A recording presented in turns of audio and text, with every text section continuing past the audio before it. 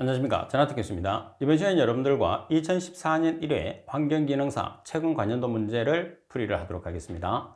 자, 여러분들 먼저 교재에 있는 1번을 보시게 되면 탄소가 8개, H가 18개, 우리가 옥탄이라고 합니다.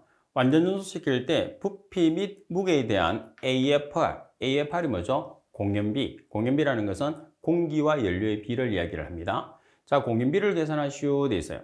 자, 그럼 먼저 우리가 완전연소 반응식을 시켜야 되잖아요. 따라서 완전연소 반응식을 여러분들이 완성을 한 다음에 문제를 우리가 풀이를 하게 되는데, 먼저 탄소가 8개, H가 18개짜리가 산소하고 결합을 하게 되면 CO2와 H2O가 발생합니다. 자, 그러면 탄소 뒤에 있는 숫자가 CO2 앞에 옵니다. 그리고 H 뒤에 있는 숫자가 H2O 앞에 와요. H가 2개니까 2분의 28은 9가 되겠죠. 자, 그리고 역으로 화살표 뒤에 있는 산소를 계산합니다. 2개짜리가 8개, 16개, 1개짜리가 9개, 25개. 그럼 25개가 O2 앞에 오죠. 그럼 O2니까 2분의 25는 12.5. 따라서 완전연소 반응식을 완성을 했어요. 자, 그러면 우리가 S미터의 삼성포 S미터의 삼성이라는 것은 최적, 킬로그램 퍼 킬로그램이라는 것은 질량 또는 무게라고 이야기를 하는데, 먼저 산소량을 계산을 합니다. 여기서 산소량이라는 것은 12.5개죠. 12.5 곱하기 최적은 22.4S미터의 삼성, 질량은 분재량 32kg을 쓰시면 돼요. 그래서 12.5 곱하기 최적은 22.4S미터의 삼성. 그러면 산소량을 공기량으로 전환해 주기 위해서는 공기 중에 차지하는 산소의 최적비 0.2를 나눠줬어요. 전체 나누기 연료비, 연료는 옥탄이죠. 한 개가 있으니까 최적은 1 곱하기 22.4S미터의 삼성. 그래서 정리해서 계산하면 59.52가 되고요. 반면에 킬로그램 퍼 킬로그램이라는 무게 또는 질량으로 계산한다 그러면 산소 12.5개, 산소의 분재량 32kg. 자, 그리고 산소의 질량 킬로그램을 공기 킬로그램으로 전환하기 위해서는 공기 중에 차지하는 산소의 질량비가 몇 %죠? 23.2%. 그래서 0.232로 나눠주는 겁니다. 전체 나누기 옥탄의 분재량. 자, 옥탄의 분자량은 탄소 12짜리가 8개, H 1짜리가 18개, 그래서 114예요. 따라서 계산하면 15.12가 되겠죠. 자, 그래서 복잡하게 보이겠지만 여러분들, 옥탄 C가 8개, H 18개는 문제가 바뀔 수가 없어요. 그리고 공연비가 나오면 가장 대표적으로 나오는 문제거든요. 그래서 부피비와 무게비 두 개를 기억하시면 돼요, 그냥. 그래서 부피는 59, 무게는 15, 소수점까지도 필요 없어요. 따라서 부피는 59, 무게는 15. 그래서 부피로 계산하시오. 무게로 계산은 한 개씩 나올 수도 있거든요. 그래서 잘 기억을 해야 돼요. 답만 기억하시면 됩니다. 따라서 부피는 59, 무게는 15. 가번이 정답입니다. 자, 그리고 문제 2번에 보시게 되면 프로판 44kg을 완전 연소시키기 위해서 부피비로 10%의 과잉 공기를 사용하였다. 이때 공급한 공기의 양은 얼마인가 나와 있어요. 자, 먼저 프로판을 완전 연소를 동일하게 시켜보겠습니다. 탄소 뒤에 있는 값이 CO2 앞에 옵니다. H 뒤에 있는 값이 H2 앞에 오겠죠. 자, 그럼 산소는 2개짜리가 3개, 1개짜리가 4개, 합이 10개예요. 자, 그러면 O2니까 2분의 10은 5가 되는 거죠. 따라서 완성을 시켰어요. 자, 그런 다음에 프로판의 분자량이 지금 얼마냐 하면 탄소의 원자량이 12짜리가 3개, 수소 1짜리가 8개, 그래서 44예요. 따라서 44kg일 때 지금 공기의 양을 S미터의 삼성 최적으로 계산하잖아요. 그럼 산소를 최적으로 계산해야지 공기를 최적으로 계산할 수 있거든요. 최적이라는 것은 계속 곱하기 22.4S미터의 삼성. 자, 그리고 프로판 44kg에 해당하는 값 따라서 대각선으로 곱해서 산소에 대한 값으로 전환하게 되면 112S미터의 삼성이 나왔어요. 이 값을 공기량으로 전환을 해야 돼. 공기량으로 전환하기 위해서는 공기 중에 차지하는 산소의 최적비 21%로 나눠주면 되겠죠. 따라서 산소의 값에서 0.2를 나눠주면 이론 공기량이 됐어요. 이론 공기량. 여기에 과잉 공기가 10%가 들어갔어요. 그러면 100%에서 10%가 들어갔으니까 110%죠. 자, 퍼센트 떼면 얼마죠? 1.1. 그래서 공기비가 1.1이에요. 따라서 1.1을 곱해서 최종적으로 계산하면 실제 공기량 586.67 S미터의 삼성을 계산할 수 있어요. 자, 이건 너무 복잡하다. 그럼 패스하시면 돼요. 계산하는 문제는 여러분들이 문제 1번처럼 복잡한데 답만 기억을 해도 되고 간단한 공식을 이용해서 풀 수 있는 정도만 여러분들이 풀면 되니까 계산하는 문제는 너무 스트레스 받을 필요 없어요. 복잡하다고 생각하면 전부 다 패스해도 됩니다. 대신에 이론에 집중해서 공부를 하시면 무조건 합격할 수 있어요. 자, 그리고 3번 여름철 광화학 서목의 일반적인 발생 조건으로 바르게 나열된 것은, 광화학 서목이라는 것은 햇볕을 받아서 발생되는 서목이니까 주로 2차성 서목, 대도시에서 발생되는 2차성 서목을 뜻합니다. 반응성 탄화수소의 농도가 크다. 자, 여기서 반응성 탄화수소라는 것은 올레핀계 탄화수소를 뜻합니다. 자, 그리고 기온이 높고 자외선이 강할 때 발생하죠. 그래야지 여름이니까. 자, 그리고 대기가 매우 불안정한 상태다. 대기가 매우 불안정하다는 상태는 바람이 많이 분다는 뜻이에요. 바람이 많이 불면 오염물질이 외부로 확산이 많이 일어나겠죠. 그래서 매우 불안정하면 안 되고 매우 안정한 상태가 돼야 됩니다. 따라서 바르게 설명된 것은 기역과 니은이니까 가번이 정답이 되겠죠. 자, 그리고 4번 문제를 보겠습니다. 4번에 보시게 되면 중력집신장치의 효율 향상 조건에 관한 설명으로 틀린 것은, 중력집신장치라는 것은 전처리 장치로 가장 큰 입자를 처리할 수 있는 장치가 되는 거죠. 갑은 침강실 내의 처리가스 속도가 클수록 밀입자 포집이 잘 된다. 처리가스 속도가 작으면 작을수록 밀입자 포집이 잘 되죠. 밀입자라는 것은 작은 입자. 밀입자 포집이 잘 되면 효율이 높은 거. 밀입자가 포집이 잘 안 되면 효율이 떨어진다고 우리가 판단하시면 돼요. 자, 그 다음에 우리가 중력에 의해서만 처리하기 때문에 우리가 기류의 영향을 받아서는 안 되거든요. 그리고 체류 시간이, 장치 내의 체류 시간이 길면 길수록 처리 효율이 높다고 생각하시면 돼요. 따라서 바로 정답이 나왔어요. 그죠? 처리가스 속도가 작을수록 밀입자 포집이 잘 된다. 다시 말해서 효율이 우수하다 이렇게 보시면 돼요. 그리고 나번 침강실 내의 배기가스의 기류는 균일해야 된다는 거. 그리고 침강실에서 입구 폭이 클수록, 입구의 폭이 크면 클수록 속도가 어떻게 되죠? 느려지잖아요. 그죠? 따라서 유속이 느려지고 미세한 입자가 포집되고, 다단일 경우에서는 단수가 증가될수록 압력 손실은 커지나 효율은 증가하죠. 그래서 단수가 많으면 많을수록 효율이 우수해져요. 그렇지만 문제점도 있어요. 어떤 문제점이 있느냐면 압력 손실이 증가한다는 문제점도 가지게 됩니다. 자, 따라서 설명이 잘못된 것은 가번이 정답이고요.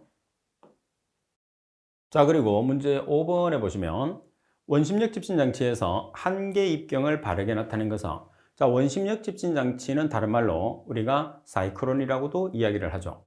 자, 따라서 여기서 한계 입경 또는 분리 입경이라고 하면 가장 큰 입경을 뜻해요.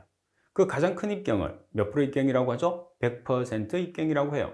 따라서 100% 분리 포집되는 입자의 최소 입경이 되니까 나번이 정답이 되는 거죠. 반면에 50% 효율로 제거되는 입자를 우리가 DP50이라고 해서 우리가 절단 입경이라고 해요.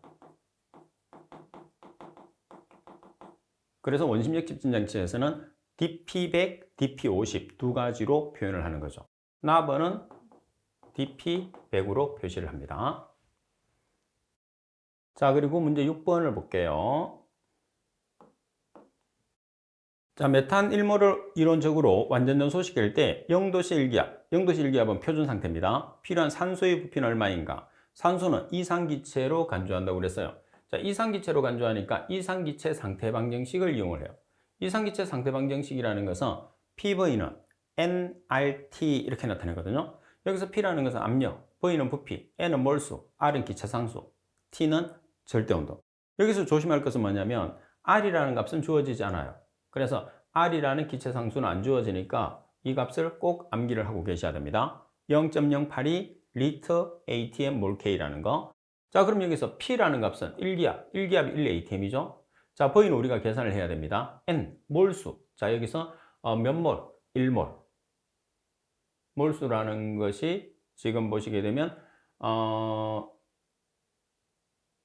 자, 1몰에 이론적으로 완전 연소시킨다고 그랬으니까 연소 반응식을 한번 봐야 되겠네. 그죠? 자, 따라서 지금 산소에 관계되는 내용이니까 메탄을 한번 보겠습니다. 자, 메탄을 완전 연소를 시키면 지금 탄소 뒤에 있는 숫자가 CO2 앞에 오죠. H 뒤에 있는 숫자가 H2 앞에 오니까 2가 되죠. 자, 산소 두 개짜리가 1개, 한 개짜리가 2개, 4개, O2 앞에 가니까 2가 되죠. 그럼 산소가 2몰이 되네, 2몰. 그죠? 따라서 산소 지금 메탄 1몰, 지금 여기 보시게 되면 메탄 1몰. 메탄 1몰을 썼어요. 그러면 1대 2니까 산소는 이렇게 나와야 되겠죠. 산소는 2몰이나 메탄 1몰에 해당하는 산소는 2몰이 되죠. 그래서 지금 이 값이 2몰이 된 거 조심해야 됩니다. 그리고 R은 기체상수 0.08이가 되는 거죠. 0.08이 리터 ATM 몰 K. 그리고 온도는 절대 온도라는 것은 273 플러스 도씨 0도씨니까 273K. 따라서 V에 대한 식으로 정리를 해서 계산을 하시면 44.77 리터라는 값이 나오겠죠. 그래서 여기에서 여러분들이 조심을 해야 되는 것은 뭐냐면, 자, 이 내용을 한 번 더 설명을 해드리면, 자, 여기서 제일 조심을 해야 되는 게 메탄이 앞에 1이잖아요. 그죠? 그러면 지금 메탄 1몰을 이론적으로 완전 연소시킨다고 그랬으니까 메탄 1몰일 때 완전 연소시키니까 산소가 몇 몰이 나왔어요? 2몰이 나왔어요. 그럼 메탄 1몰일 때 산소는 2몰이 되는 거예요. 그래서 여기서 몰수라는 게 2몰이 들어간다는 걸 조심을 해야 됩니다. 자, 그리고 여기서 N이라는 몰수를 또 어떻게 나타낼 수 있느냐 하면 질량 나누기 분자량으로 표현할 수도 있어요. 그래서 문제 조건에서 지금처럼 몰수가 없고 질량이 나와 있으면 질량에서 분자량을 나눠서 몰수를 계산할 수도 있다는 거. 자, 그리고 7번 문제를 보시게 되면, 자, 계산하는 문제는 여러분들 스트레스 받지 말라고 그랬어요. 여러분들이 풀 수 있는 것만 풀고 이론에 집중하시면 됩니다. 배출가스 중에 염소 농도가 200ppm이었다. 염소 농도를 10mg/m의 삼성으로 최종 배출한다면 염소의 제거율을 계산하시오 그랬어요. 자, 그런데 지금 염소 농도, 배출되는 염소 농도가 지금 200ppm, 그리고 기준치 염소 농도가 10mg/m의 삼성이에요. 따라서 단위를 환산을 시켜야 됩니다. 그래서 기준치 단위로 환산을 시키죠. 자, 그리고 여기서 ppm이라는 것은 ml/s의 삼성의 단위입니다. 그러면 이 ml/s의 삼성이라는 단위를 염소가 Cl2죠. 1몰을 기준으로 했을 때 분자량이 71mg이고 그때의 최적은 22.4ml예요. 그래서 71mg과 22.4ml를 이용을 해서 이 ppm의 단위를 mg/s의 삼성으로 전환하는 게 핵심이에요. 왜? 기준치 단위가 mg/s의 삼성이니까. 따라서 ml가 없어져야 되니까 22.4ml 분의 71mg. 그래서 이렇게 없애는 거죠. 따라서 mg/s의 삼성을 계산했어요. 자, 그 다음에 염소의 제거율이라는 것은 1 배출가스 중에 염소 농도 분의 최종 배출되는 염소 농도. 이 최종 배출되는 염소 농도라는 게 기준치 농도거든요. 따라서 배출가스 중에 염소 농도는 우리가 계산한 값 633.93. 자, 그리고 기준치 농도는 10. 따라서 계산하시면 98.42%라는 염소의 제거율을 계산할 수가 있습니다. 자, 그리고 문제 8번을 보겠습니다. 자, 문제 8번에 보시게 되면 대기의 상태가 과단열 감류를 나타내는 것으로 매우 불안정하고 심한 와류로 굴뚝에서 배출되는 오염물질의 넓은 지역에 걸쳐서 분산되지만은 지표면에서 국부적인 고농도 현상이 발생되기도 하는 연기의 모양은 어느 것인가? 여기서 가장 핵심은 매우 불안정이에요. 전체가 매우 불안정해요. 전체가 매우 불안정이라는 것은 바람이 많이 부는 상태거든요.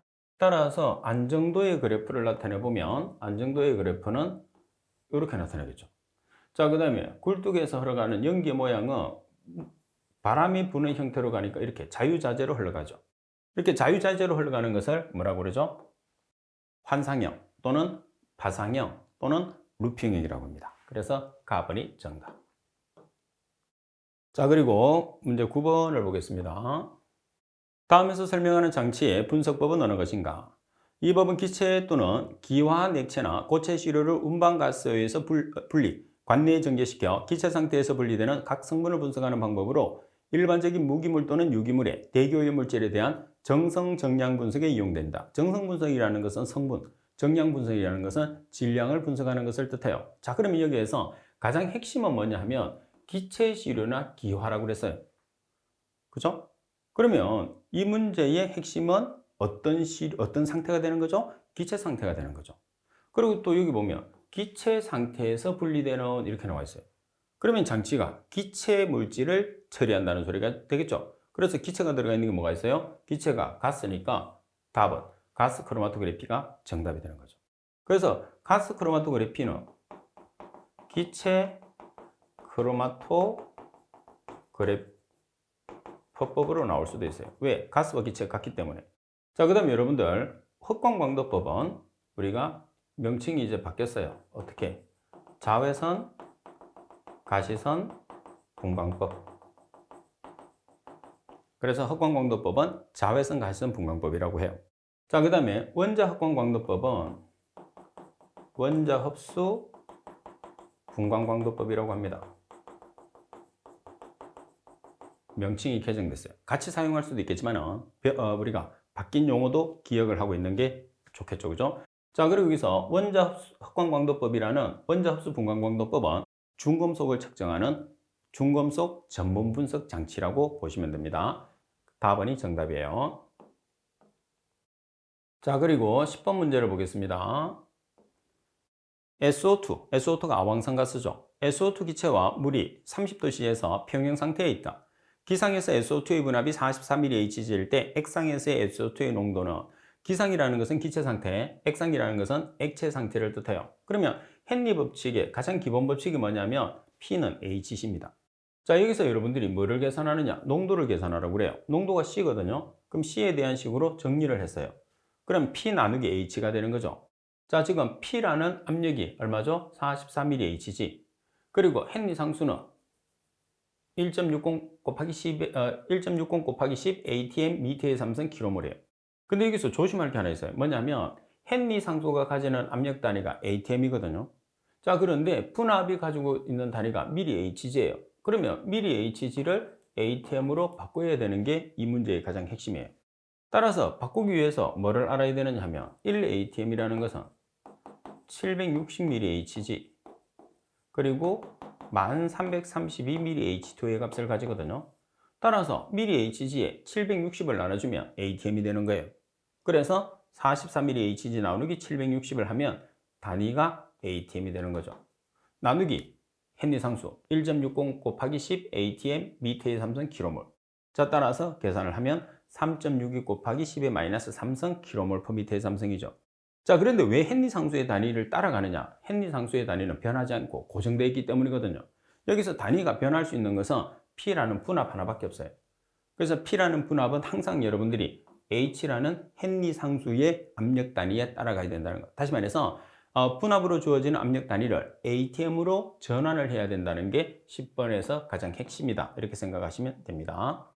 팁을 보시면 여러분들이 쉽게 전환하는 방법을 아실 수 있어요.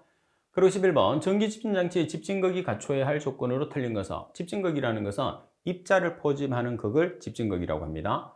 가번에 부착된 먼지를 털어내기 쉬울 것, 나머지 전기장 강도가 불균일하게 분포할 수 있도록 할 것. 불균일하게 분포한다는 것은 그만큼 포집이 잘 안 되죠. 그래서 균일하게 분포가 돼야 됩니다. 다음에 열 부식성 가스에 강하고 기계적인 강도가 있을 것. 다음에 부착된 먼지에 탈진 시 재비산이 잘 일어나지 않는 구조를 가질 것. 탈진이라는 것은 먼지를 제거할 때죠. 그리고 재비산이라는 것은 포집된 먼지가 다시 날아다니는 현상을 우리가 재비산이라고 그러죠. 그래서 재비산이나 역전리 같은 경우에서는 장치에서 일어나는 우리가 비정상 현상인데 건식에서 발생되는 가장 대표적인 현상이다. 이렇게 우리가 볼 수가 있어요. 따라서 설명이 잘못된 것은 나번이 정답입니다. 자, 그리고 12번 문제를 보시게 되면 연소 조절에 의한 NOx가 질소산화물이죠. 질소산화물의 억제 방법으로 틀린 것은 꼭 두 가지를 기억해야 돼요. 뭐냐면 질소산화물이 많이 발생하는 조건은 완전 연소 시, 다시 말해서 연소 온도가 높고 공기가 많이 들어갈 때 많이 발생해요. 그럼 반대로 우리가 질소산화물을 줄여주려고 하면 온도를 낮게 그리고 공기를 적게 두 가지를 우선적으로 찾아봐야 돼요. 자, 먼저 과잉 공기가 나와 있어요. 과잉 공기를 삭감하여, 자, 그리고 온도, 고온 영역을 만들어.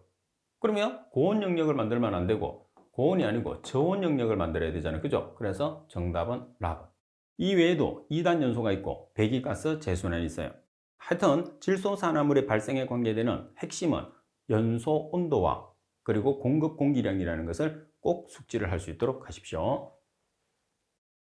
자, 그리고 13번 문제를 보겠습니다. 13번 문제를 보시게 되면 황성분의 1.6%인 중류가 2000kg/h를 연소하는 보일러의 배출가스를 NaOH 용액으로 처리했을 때 시간당 필요한 NaOH의 양은 얼마인가? 황성분은 완전 연소하고 SO2로 하면 탈락률은 95%라고 그랬어요. 자, 계산하는 문제는 스트레스 받지 말라고 했죠. 여러분들이 풀 수 있는 문제만 풀어주시면 돼요. 그래서 계산하는 문제 중에 5개 정도만 맞춘다고 생각하고 간단한 공식을 이용한다든지 단위 환산을 이용한다든지 그런 경우에 문제만 신경 써주시면 돼요. 자, 일단 여러분들 S라는 물질을 산소하고 결합하면 SO2가 되거든. 이게 연소 과정이에요. 이 SO2라는 기체에 뭐를 주입하느냐면 NaOH를 주입을 합니다. 그래서 발생되는 물질이 Na2SO3, 아황산 나트륨, 그리고 물이 나오는 거죠. 따라서 계수를 맞추는데 지금 우리가 나타내는 식에서 S와 이 NaOH를 비를 놓는 거예요. 그럼 S의 분자량이 32kg, NaOH는 자, NA가 23, 원자량이 O는 16, H가 1, 그래서 40이에요. 2몰이니까 2 곱하기 40kg. 근데 연료가 지금 중류가 2000kg/h. 이 중에 S 성분이 1.6%, 퍼센트는 100으로 나눠줘야 되죠. 그래서 1.6%는 0.016. 자, 그리고 문제 조건에서 보면 탈락률 S가 몇 퍼센트 제거됐느냐? 95%. 그래서 95%니까 0.951 대 X. 여기서 NaOH. 따라서 대각선으로 곱해서 X가 있는 항으로 정리를 해주시면 X라는 NaOH가 76kg/h라는 값으로 계산이 됩니다. 자, 그리고 14번 문제를 보겠습니다. 다음 중에서 오존층의 두께를 표시하는 단위는 어느 것인가? 오존층의 두께는 뭐죠? dob선이죠. dob선. 라번이 정답이 되고요. 자, 그리고 15번에 보시면 질소산화물을 촉매 환원법으로 처리하고자 했을 때 사용되는 촉매는 어느 것인가? 여기서 질소산화물이라는 것은 NO와 NO2예요. 따라서 촉매를 이용을 해서 환원을 시킵니다. 환원을 시키게 되면 N2와 H2. 다시 말해서 NO와 NO2라는 질소산화물이 N2로 제거되는 현상을 우리가 촉매 환원법이라고 그래요.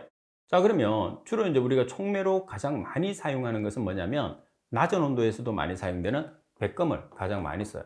백금을 우리가 PT라고 합니다. 따라서 4번이 정답. 일반적으로 촉매는 백금을 많이 씁니다. 자, 그리고 16번. 다음 중에서 XDT가 뭐죠? 산도. 자, 그리고 하드니스가 경도입니다. 자, 산도와 경도는 어떤 물질로 환산을 하느냐고 그랬어요. 자, 풀이에도 있는 것처럼 산도, 알칼리도, 경도, 이 모든 것은 탄산칼슘, CaCO3라는 물질로 환산해요. 자, 그리고 그때 나타내는 단위는 ppm 또는 mg/L가 되는 거죠. 따라서 탄산칼슘이 되니까 라번이 정답. 조심해야 됩니다. 칼슘 자리가 다 들어가 있어요. 그죠? 탄산칼슘. 자, 그리고 17번 문제를 보시게 되면 4m 곱하기 3m, 두 개를 곱하면 제곱미터가 되면 면적이 됩니다. 그죠? 여과지에 1000m의 삼성퍼데이의 유량을 처리할 경우에 여과율을 계산을 하시오. 이렇게 문제가 나와 있어요. 자, 그러면 여기서 여러분들이 여과율을 계산을 했을 때는 유량 나누기 면적으로 계산을 하잖아요. 그죠? 그리고 여과율에서 지금 단위가 뭐가 있어요? 리트라는 단위가 나와 있어요. 그래서 여러분들이 유량이 지금 얼마냐면 1000m의 삼성퍼데이. 따라서 미터의 삼성을 리터로 고치기 위해서 1m의 삼성은 10의 삼성 리터와 동일합니다. 자, 그리고 지금 데이를 세크로 환산하기 위해서 하루는 24시간, 1시간은 3600초를 보정해 줬어요. 나누기 제곱미터라는 게 뭐죠? 제곱미터라는 게 면적. 그래서 문제 조건에서 면적이 나오는 것은 미터 곱하기 미터. 다시 말해서 4m 곱하기 3m. 따라서 계산하시면 0.96 리터 퍼 제곱미터 세크라는 값이 나오게 되겠죠. 자, 그리고 여러분들 18번 문제를 보겠습니다. 에탄올의 농도가 350mg/L이 된 폐수의 이론적인 화학적 산소 요구량은 얼마인가? 산소 값을 계산하기 위해서는 무조건 연소를 시켜야 돼요. 자, 그러면 지금 산소하고 결합하면 CO2와 H2O가 발생하는 것은 항상 고정이에요. 따라서 탄소가 2개니까 탄소 뒤에 있는 숫자가 CO2 앞에 옵니다. 그리고 H의 숫자, 여기 한 개 더 있죠. 6개입니다. 합이. 6개가 H2O 앞에 와요. 그럼 H2니까 2분의 6은 3개가 되는 거죠.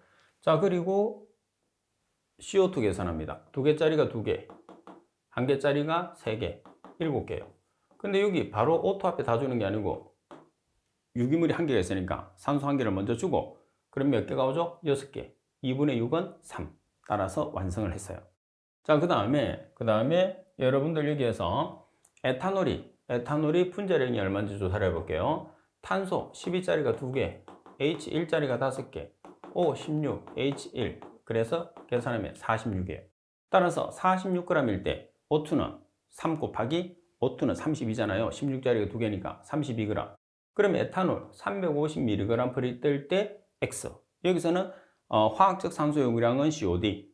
그러니까 화학적 산소 요구량도 COD는 화학적 산소 요구량이니까 결론적으로는 뭐예요? 산소량이에요. 그래서 팁에 보시면 THOD 이론적인 산소 요구량, COD 화학적 산소 요구량, BOD 우리가 BOD라는 것은 생물 화학적 산소 요구량. 그죠? 그래서 이 모든 값들은 전부 다 O가 들어가 있기 때문에 산소량을 의미한다고 생각하시면 됩니다. 따라서 대각선으로 곱해서 COD가 있는 항으로 정리하면 730.43mg/L라는 값을 계산할 수 있어요. 자, 그리고 19번 문제를 보겠습니다. 활성설러지법으로 처리하고 있는 어떤 폐수 처리 시설의 포기조의 운영 관리 자료 중에 가장 거리가 먼 것은 활성설러지법이라는 것은 살아있는 설러지, 미생물 중에서 박테리아를 이용하죠. 그래서 살아있는 설러지, 살아있는 미생물을 이용해서 처리하는 방법이 활성설러지법이에요. 그리고 폭기조라는 것은 뭐냐면 산소를 공급하는, 공기를 공급하는 조인데 반응조를 폭기조라고 합니다. 자, 답은 SV가 20에서 30%이다. 나머지 DO, 용존산소가 7에서 9mg/L. 우리가 활성설러지법에서 공급되는 용존산소량은 2mg/L 이상이죠. 너무 많이 과포화가 되면 또 문제점이 발생해요. 그리고 답은 MLSS가 미생물입니다. 미생물은 3000mg/L이다. 답은 pH는 6에서 8. 따라서 나번이 정답이죠.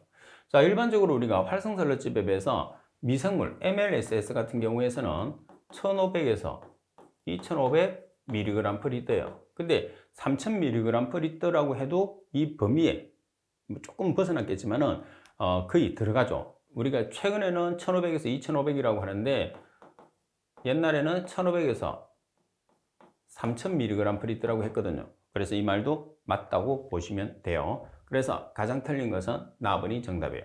그래서 가장 틀린 것을 하나의 답으로 찾아주는 게 중요합니다. 자, 그리고 20번에 보시면 시료의 오일 BOD가 212mg/L이고 탈산소 개수가 0.15/day, 미수가 10. 이 시료의 최종 BOD를 계산하시오 그랬어요. 자, 오일 BOD가 있으니까 오일 BOD 공식을 이용을 하는 거죠. 이 식은 반드시 외워놔야 돼요. 문제를 풀 학생들은. 자, BOD5가 212mg/L, BOD6 곱하기 1-10에 K가 얼마죠? 0.15/day. 그리고 T는 오일 BOD니까 오일. 자, 여기에서 이 10이 미수를 뜻하는 거, 미수. 그래서 지금 미수 자체가 상용대수 또는 로그라는 말이 주어지게 되면 미수를 10을 사용해요. 반면에 자연대수 ln 그러면 미수를 2를 사용한다는 걸 꼭 기억을 해야 돼요. 따라서 BODU에 대한 식으로 정리해서 계산기를 이용하면 257.85mg/L가 나오죠. 그래서 이 문제 같은 경우에는 항상 숫자만 바뀌어서 나오기 때문에 여러분들이 한 문제만 잘 기억을 해 놓으시면 문제를 쉽게 바꿀 수 있어요. 숫자만 바꾸면 되니까. 자, 그리고 21번. 아래 보기에서 설명하는 생물학적 처리 공정으로 알맞은 것은 설치 면적이 적게 들면 처리수의 수질이 양호하다. BOD SS의 제거율이 높다. 수량 또는 수질에 영향을 많이 받는다. 설러지 평화의 문제점이 있다. 여기서 설러지 평화나 설러지 벌킹이라는 것은 곰팡이가 과대 정식한다는 거예요. 그래서 설러지 평화가 가장 크게 문제가 되는 것은 활성설러지법. 자, 그리고 파리가 발생한다는 것은 살수여상법. 그리고 하루살이가 발생한다는 것은 회전 원판법이거든요. 따라서 설러지 평화의 핵심을 두고 여러분들 답을 찾으시면 돼요. 자, 그리고 활성설러지법이 우리나라에서 제일 많이 쓰거든요. 일본에서도 마찬가지. 그 이유는 처리수가 깨끗하기 때문에. 처리수가 깨끗하다는 소리는 BOD와 SS의 제거율이 높다는 소리가 되겠죠. 자, 그리고 22번 문제를 보겠습니다. 아연과 성질이 유사한 금속으로 체내 칼슘을 떨어뜨려 골련화증의 원인이 되는 이따이따이 병의 원인이라고 그랬어요. 자, 이 문제의 핵심은 이따이따이 병이죠. 따라서 이따이따이 병은 카드뮴에 의해서 발생하는 거예요. 반면에 가번에 나와 있는 수원은 미나마타병도 있고 또 뭐가 있어요? 헌터루셀 증후군이 있어요.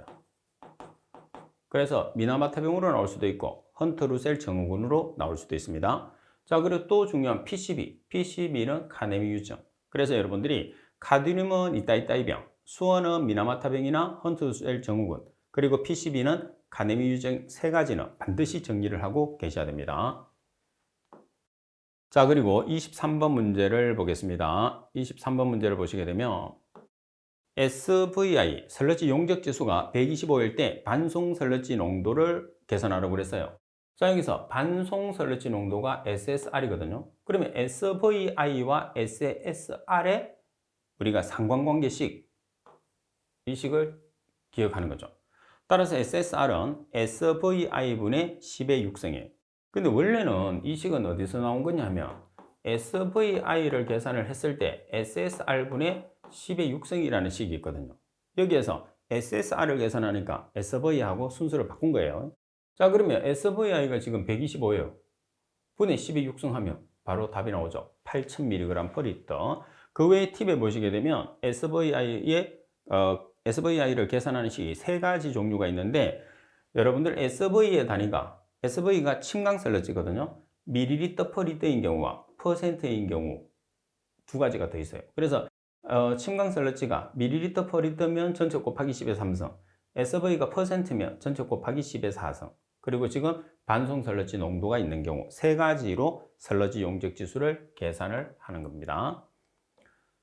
자, 그리고 24번 문제를 보시게 되면 아래식은 크롬 함유 폐수의 수산화물 침전 과정의 화학 반응식이다. 네모 안에 들어갈 알마전 수치는 얼마인가 이렇게 나와 있어요. 자, 그러면 여기서 지금 크롬이 여러분들이 몇 개가 있어요? 여기 크롬이 두 개가 있어요. 그럼 오른쪽에도 당연히 몇 개가 들어가야 되죠? 두 개가 들어가야 되겠죠. 따라서 나번. 화살표 왼쪽 오른쪽에 개수가 동일해야 되거든요. 자, 그리고 25번.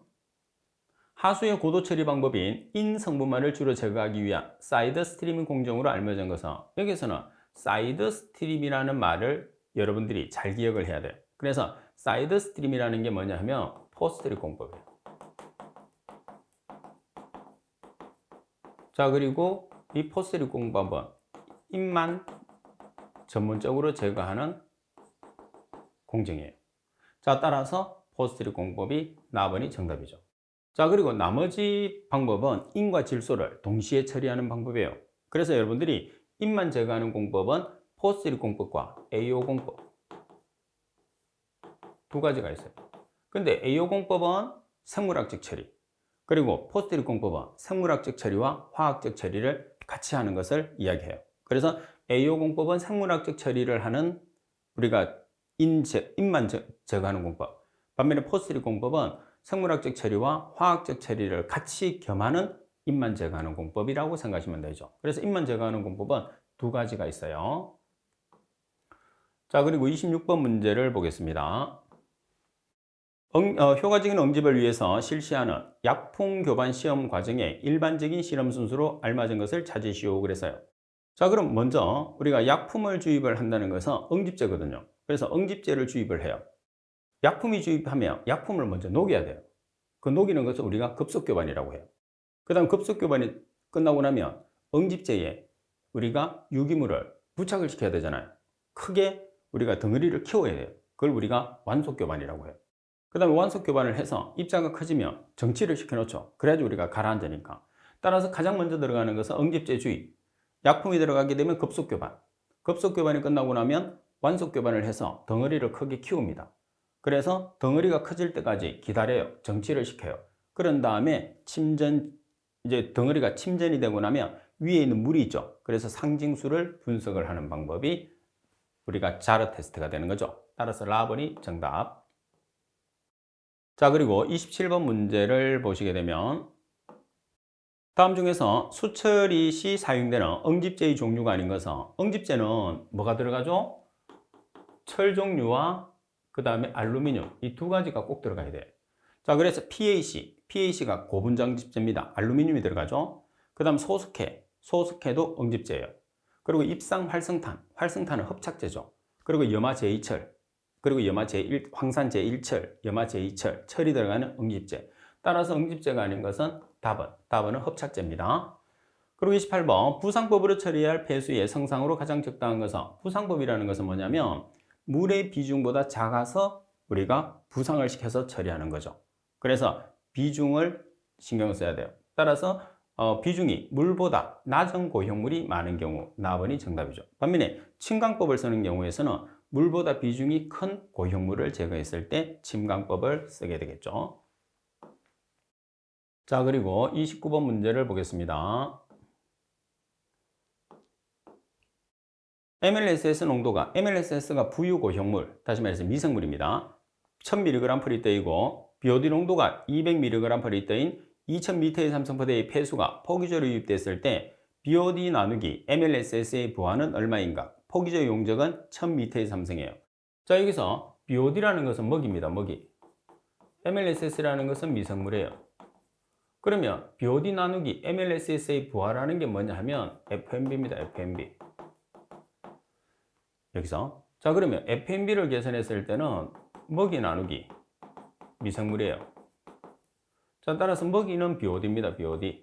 미생물은 MLSS예요. 그럼 BOD하고 한 쌍은 유량 Q, MLSS, 미생물하고 한 쌍은 미생물이 반응하는 반응조의 크기가 되는 거죠. 그래서 FMB의 공식은 BOD 농도 곱하기 Q 나누기 MLSS 곱하기 V가 되는 거죠. 자, 그러면 여기서 여러분들이 단위를 나타냈을 때 미리그램 퍼 리터라는 단위를 킬로그램 퍼 미터의 삼성으로 고쳐주기 위해서는 얼마를 곱해야 되느냐 하면 10의 마이너스 3승을 곱해야 돼요. 자, 따라서 지금 여러분들 BOD 농도가 200mg per L거든요. 그럼 이 값은 0.2kg per 미터의 삼성이 되죠. 그래서 0.2kg per 미터의 삼성 곱하기 폐수량, 유량 2000m의 삼성 per day 나누기 MLSS 농도 1000mg per L니까 10의 마이너스 3승을 곱하면 1kg per 미터의 삼성이죠. 그리고 반응조의 포기조가 반응조니까 포기조 용적이 1000m의 삼성. 따라서 계산하면 단위가 per day가 되죠. per day. day가 아니고 per day, 분모의 day가 있어요. 그래서 0.4라는 FMB가 나오는 거죠. 그래서 여러분들이 FMB는 지금 말씀드린 것처럼 이렇게 공식을 여러분들이 만들어서 설명을 좀 이해를 하면 훨씬 이해의 속도가 빨라집니다. 자, 그리고 30번 0.1노르말 염산 용액의 예상되는 pH 값을 계산하시오 그랬어요. 자, 여기서 pH를 계산하려고 하면 H 플러스나 OH 마이너스를 알아야 되거든요. 근데 염산이 전리가 되면 H 왼쪽이 플러스고 오른쪽이 마이너스니까 H 플러스가 나와요. 그러면 당연히 pH를 계산했을 때 H 플러스의 농도를 이용해서 우리가 pH를 계산하는 거죠. 그럼 염산이 0.1노르말이라고 그랬단 말이에요. 그러면 H가 한 개니까 염산은 일가물질이거든요. 일가물질은 노르말 농도와 몰 농도가 동일해. 그래서 HCl이 0.1노르말이란 말이에요. 그러면 1대 1대 1이니까 H 플러스도 0.1몰, Cl 마이너스도 0.1몰이에요. 그리고 H 플러스의 농도를 알고 있기 때문에 pH를 계산했을 때는 H 플러스가 있는 식을 쓰는 거죠. 마이너스 로그 H 플러스. 따라서 H 플러스 자리에 0.1몰을 대입해서 계산기를 이용하면 1.0의 값이 되는 거예요. 그래서 여러분들이 pH를 계산했을 때 산성 물질에서 pH는 마이너스 로그 H 플러스, 그리고 알칼리성 물질에서 pH는 14 플러스 로그 OH 마이너스라는 것을 꼭 알고 있어야 돼요. 그래서 산성 물질이라는 것은 H 플러스 농도를 가지고 알칼리성 물질이라는 것은 OH 마이너스 농도를 가져요. 그래서 역으로 설명하면 H 플러스 농도가 있을 때 pH 구하는 식, OH 마이너스 농도를 알고 있을 때 pH 구하는 식, 두 가지가 서로 다르니까 여러분들이 잘 정리를 해 두셔야 되겠죠.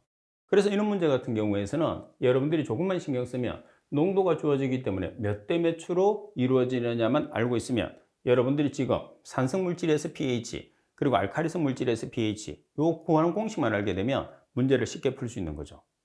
자, 그렇다고 해서 말씀드린 것처럼 너무 계산하는 문제에서는 스트레스를 받을 필요는 없어요. 그래서 여러분들이 풀 수 있는 문제, 전체 계산하는 문제 중에서 한 5문제 정도만 푼다고 생각하시고 나머지 이론에 집중을 하시면 무조건 합격을 할 수 있는 거죠.